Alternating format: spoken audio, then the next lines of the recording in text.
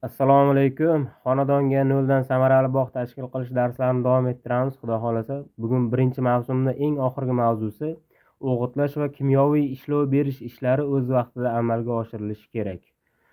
Endi oddiy daraxt ekib qo'yish bilan bog' tashkil qilish o'rtasida farq bor. Shu shu narsani sizlarga 5 ta darsdan beri tushuntirishga harakat qilib kelyapman. Mana bugun 6-dars.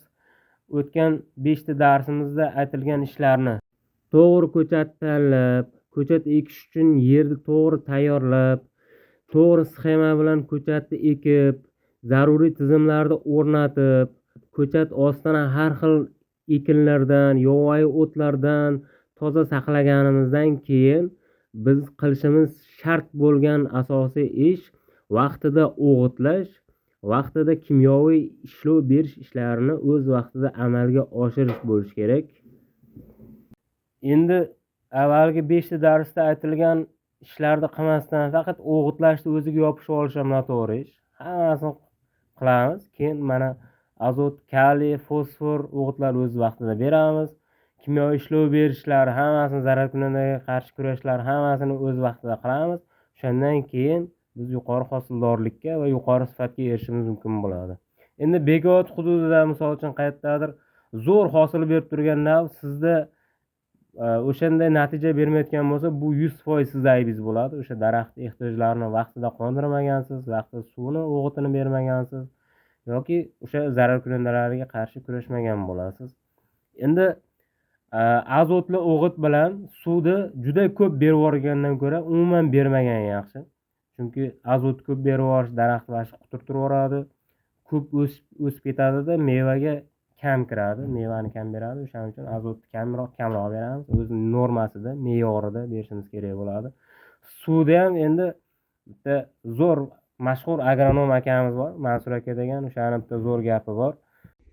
Mevali daraxtlarni chanqatib o'ldirishdan ko'ra suv berib o'ldirish osonroq hisoblanadi.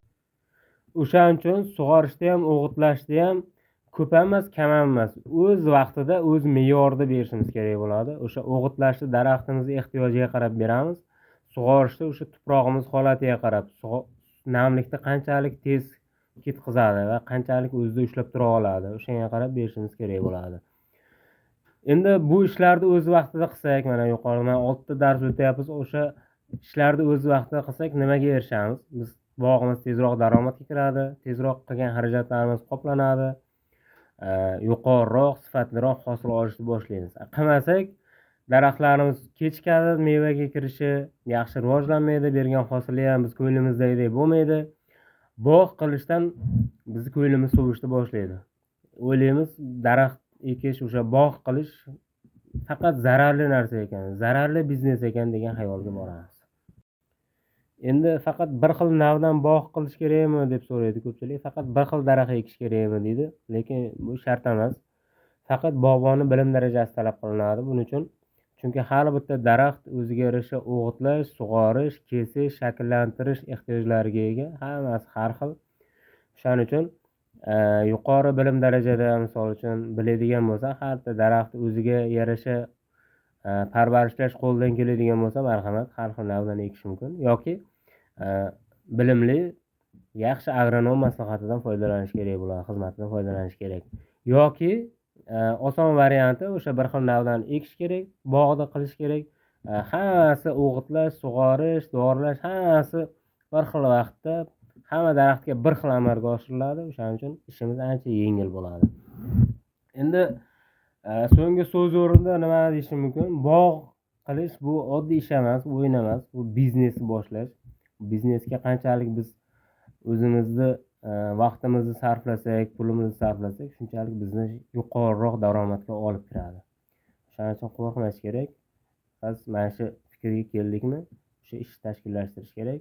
Yaxshi agronom maslahatidan foydalanishimiz kerak bo'ladi. Shunday qilib birinchi mavsumimiz tugadi, xudo xolasa.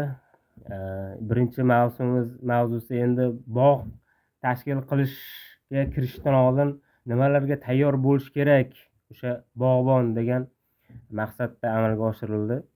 Endi ikkinchi mavsumda xudo xolasa bog' tashkil qilishga biz rozi bo'ldik. O'sha biznesga kirib kelishga biz o'zimiz tayyorladik. Mana xudo xolasa endi biz kerakli navlarni tanlash bo'yicha ikkinchi mavsumni boshlaymiz, xudo xohlasa.